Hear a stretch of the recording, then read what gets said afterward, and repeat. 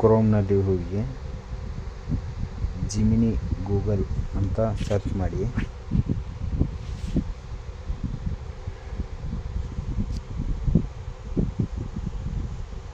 Next Gemini Google ಮೇಲೆ click ಮಾಡಿ. Next upload file ಅಂತ ಹೋಗಿ ನಿಮ್ಮ ಫೋಟೋವನ್ನು ಸೆಲೆಕ್ಟ್ ಮಾಡಿ.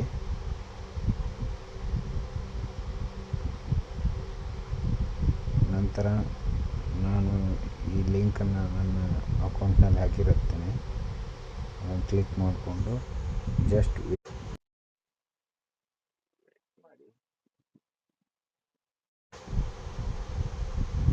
ವೇಟ್ ಮಾಡಿ.